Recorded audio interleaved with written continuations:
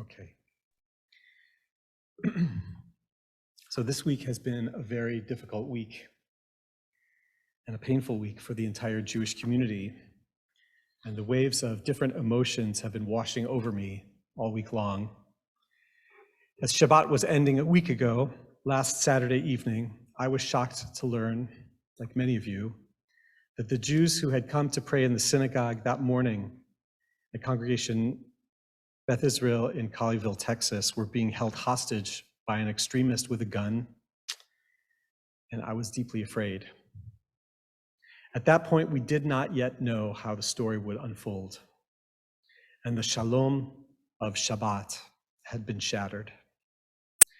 I was horrified and stunned as Shabbat came to its end, and I was glued to the TV like many of you in the news reports, and I felt that my brothers and sisters, of course I didn't know that it was only men, but my brothers and sisters in that building in Texas at a synagogue, a Reform synagogue no less, that it was my brothers and sisters there at a synagogue very similar to ours.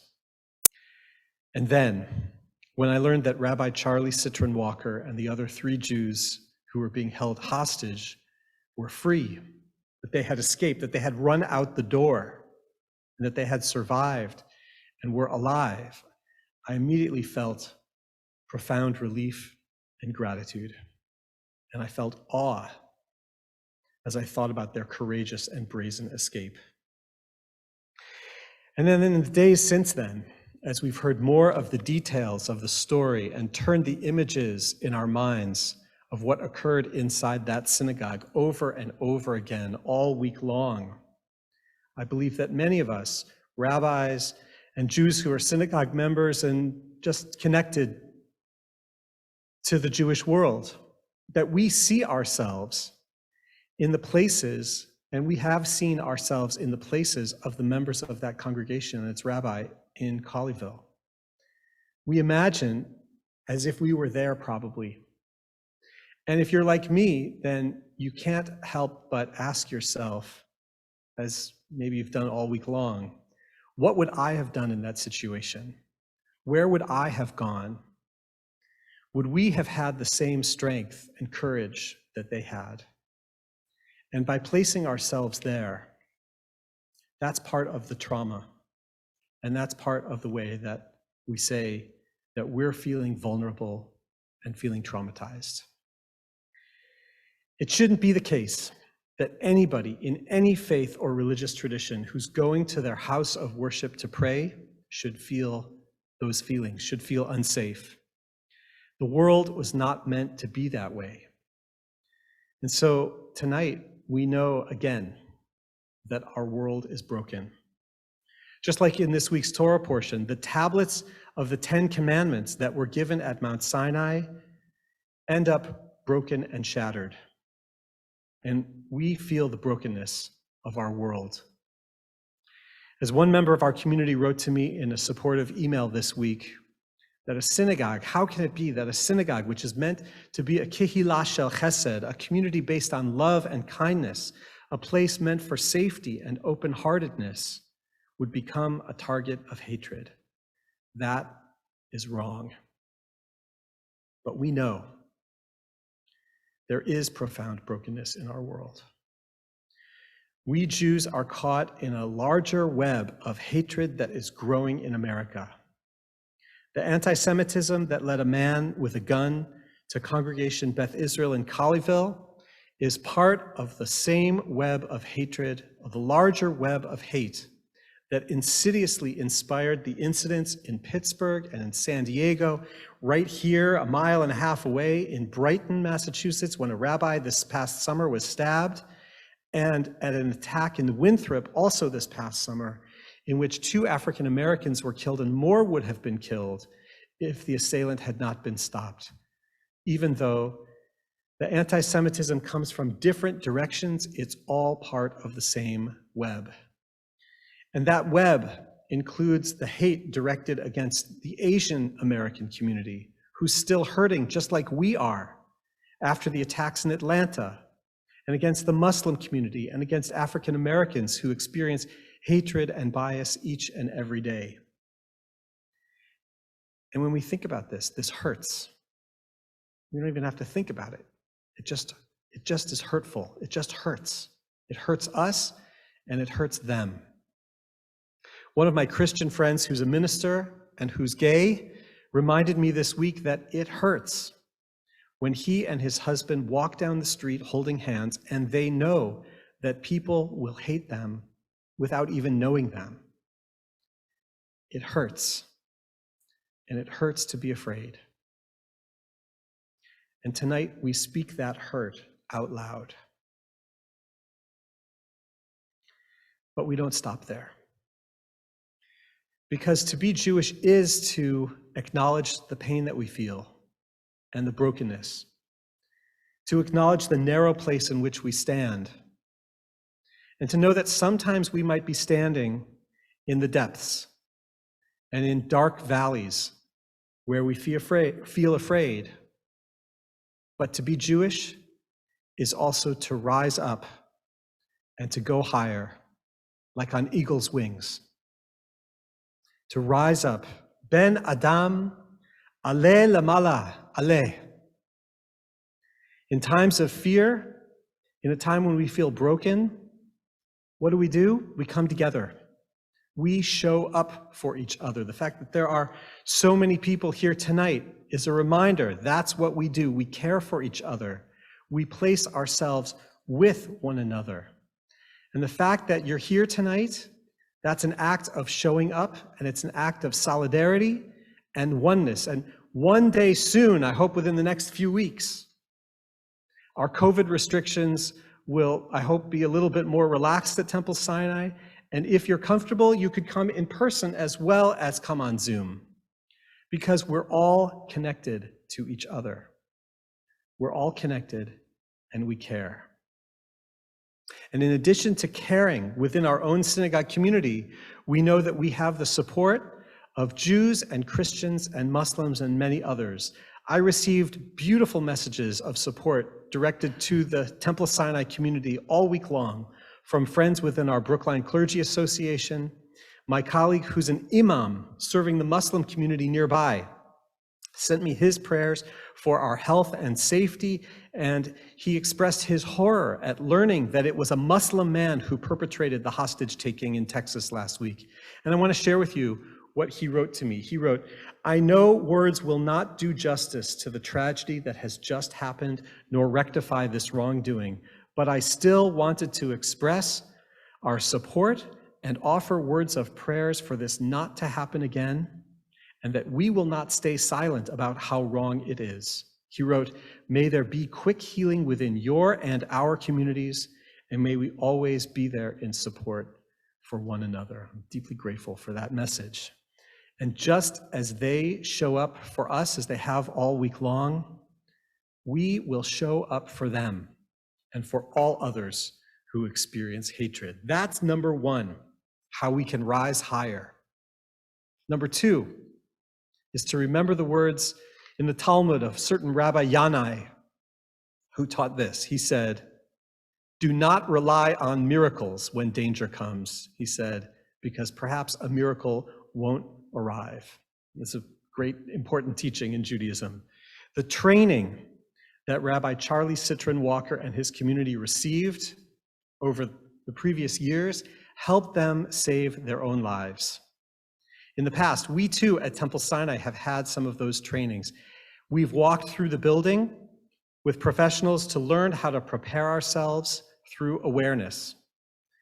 And that's what we're going to do. Today you received an email from our security committee, which is led by Amina Sloan, and also the email came from Temple President Charlie Homer about the steps that our congregation is taking to make sure that we're prepared as prepared as we can and should be, should something like this, God forbid, occur in our community. Even as we know that these events are very rare and infrequent, we also know that it's worthwhile to be prepared. So please stay tuned to learn how you can be involved in this training if you wish. And there's one more way that I want to share with you for us to rise higher from depths.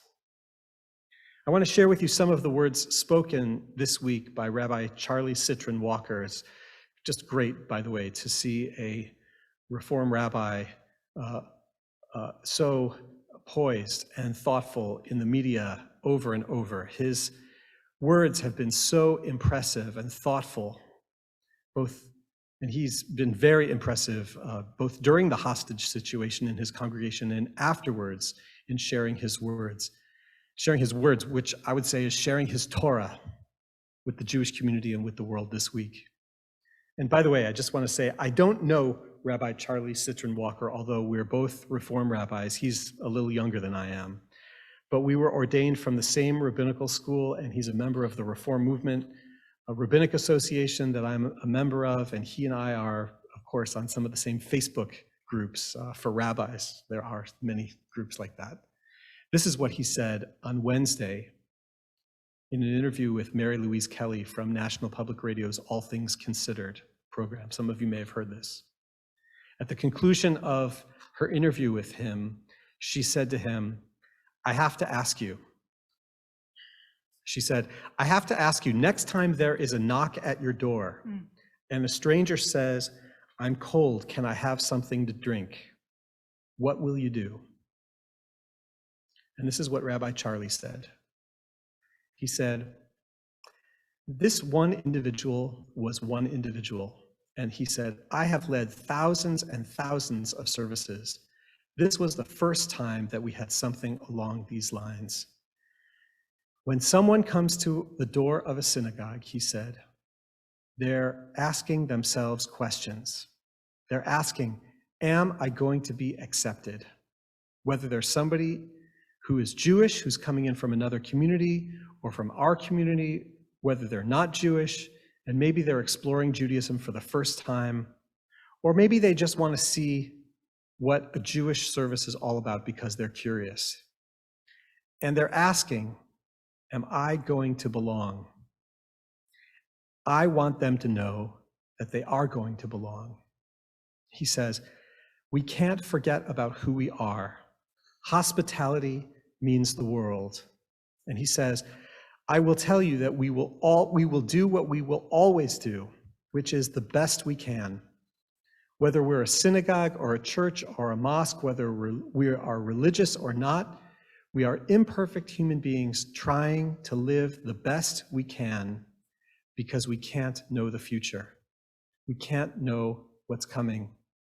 And we also can't live in fear every step of the way. I want to say to Rabbi Charlie, who one day I will meet, that those are beautiful words. And I'm particularly moved by what I think is the key to those words that he said. The key words, he says, we can't forget about who we are. We can't forget about who we are. So my friends, we can't forget about who we are. In this week's Torah portion, in the very first words of the Ten Commandments, God tells us who God is. God says, Anochi Adonai Elohechem, I am Adonai, your God, who led you out of the land of Egypt. And our response to those words must be to affirm who we are. We are Jews who are commanded to rise to our best selves. We are Jews who are instructed to go out and to build our vision of a better world. We are Jews who take care of each other through acts of love and kindness, through chesed. We are Jews who come together regularly to pour out our hearts in prayer. We are Jews who teach our children to not be afraid. We are Jews who are committed to pursuing justice for our whole world. We are Jews who build bridges to other communities and be in relationship with them. We are Jews who have established through the centuries synagogues as batei knesset, gathering places of love and learning and welcoming and connection and community and justice, and we will not let anyone make us afraid in our synagogues, so that they will always remain such places of learning and love and welcoming and community and justice. We are Jews, and we will never forget who we are. In moments of difficulty, we can rise up higher, like on eagle's wings. That's who we are. Rav Kook said, Ben Adam aleh lemala aleh. Human beings, know that you can rise up higher. Know that you can rise up higher. We can do that, and we will, together. So I want to wish each of us a Shabbat Shalom, really in its truest meaning of those words. Shabbat of peace and calm and safety and wholeness. A Shabbat of peace and courage and goodness and love. May this be a Shabbat when we affirm that we will never forget who we are or what it really means to be Jewish. Shabbat Shalom. Hashem.